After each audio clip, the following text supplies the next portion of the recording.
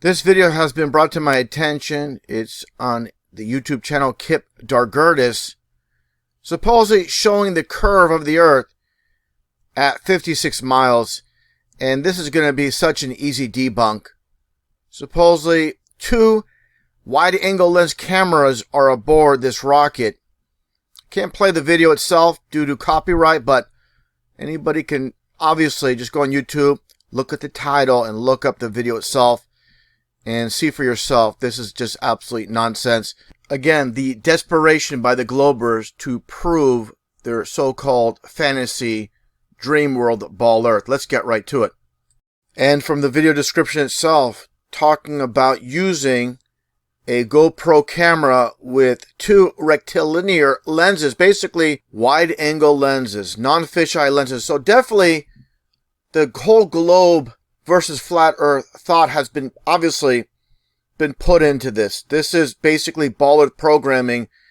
Definitely, again, not using a fisheye lens, trying to prove the globe using a wide-angle lens. And this is, again, a complete, utter failure by Daugirdas. And let's get right to it as far as this wide-angle lens, the rectilinear lens, with this video presentation.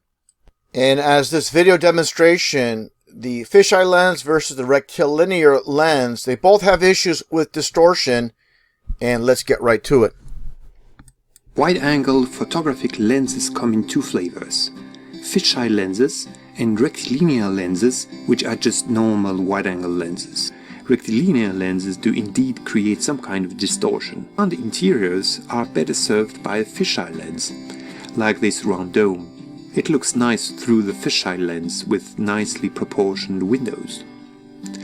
With the rectilinear lens, it looks quite distorted and the windows look misplaced. It's funny, he's showing a dome here regarding the flat Earth topic. This is what it's all about. He's showing the dome. And again, he's talking about the distortion when it comes to the narrator here, when it comes to the rectilinear lens, aka the wide angle lens. So basically, to be very clear about this, it doesn't matter if you use a fisheye lens or a wide angle lens, there will be distortions. Now let's continue on here. When taking pictures of a group of people, there is really no winner. You have to choose between elliptical faces and banana-shaped faces. What I really wish is something in between, to minimize the distortion of individual faces. So that's a perfect example right here with this child's face. This is with the fisheye lens. The background is more or less fisheye lens, but what's presented in the center is not so much. But again, getting back to the rectilinear lens, the wide-angle lens, like the narrator stated, it creates a optoelliptical type of distortion. And taking a look at the video presentation itself with this still shot from the video itself, looking at the wide-angle lens, and take a look at the distortion of this building. You really believe it's leaning forward, leaning outward with the top? It looks like it's about to collapse with both sides here. So definitely when it comes down to what I'm getting at with cameras, again, doesn't matter if it's the fisheye lens or rectilinear lens, you can't rely on photo evidence itself. You got to work with something tangible, which we'll get into a little bit later. But let's take a look here. In this video, is 4 years old, uploaded back in 2018, but I find it very interesting. These people, not with the flat Earth versus globe in mind, just being honest with their use of the camera and the issues. And let's take a look here, what George says here. And he states, I've noticed that when I take photos of large groups of people filling the frame using rectilinear, the people on the sides are extremely distorted and widened, and they look like they are 4 feet tall and 400 pounds. Their heads are pulled towards the upper corners. So that gets back to, again, this photo, the still of the rectilinear lens and the obvious issues with distortion. 100% can't rely on photo evidence to prove your fake phony ball Earth. Again, the difference between fisheye lens and rectilinear lens, and they both have distortion issues, obviously.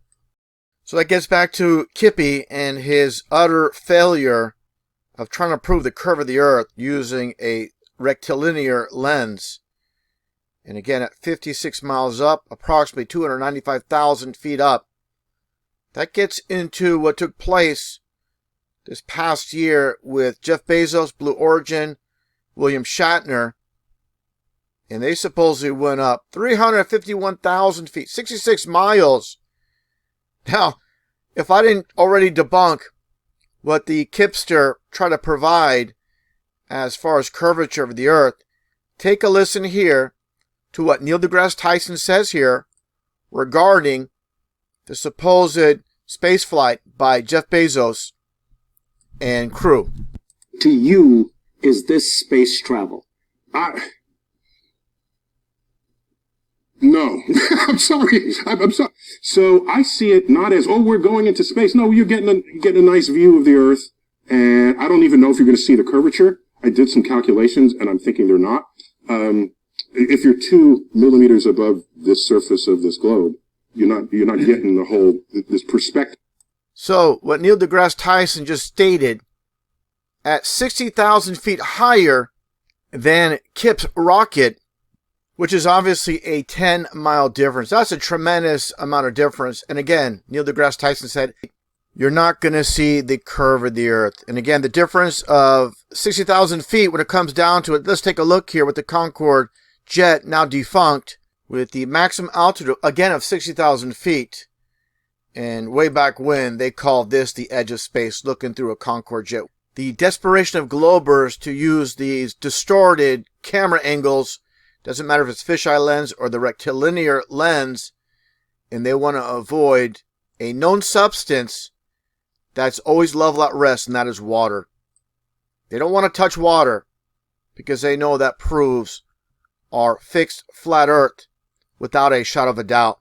And ordinary people deep down inside know we live on a fixed flat Earth, but the programming subconsciously is overtaken by what is put out there in the indoctrination centers known as the school system. Let's take a listen to this one video.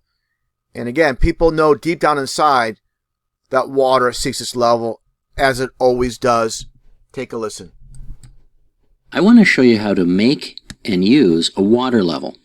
You're going to need some kind of tool for long-range leveling. Fill the whole arrangement with water. Let's just say the water level's here for a minute. That water will flow down through the hose, and wherever the water appears in the other clear tubing, you know you've got a level point. This is because the fact that water always seeks its own level, and it's always 100% accurate, and it's always 100% accurate. And that's all you need to hear as far as this presentation. Water always seeks its level, and it's 100% accurate. So again, that's all you need to do to prove our fixed flat Earth. The desperation of the Globers using distorted footage, fisheye lens, and the wide-angle lens, like I stated. They don't want to stick to things that are tangible. And here's another example by famous painter Bob Ross. Let's take a listen. I'm going to have some water in this painting. I love water. And water is always level. If it's still water, it's always level. So there you go. Bob Ross. Water is always level. And again, easily debunked. This nonsense desperation by the Globers. And back to the drawing board for Kipster and crew. Try, how about this, Kip? Do a water experiment.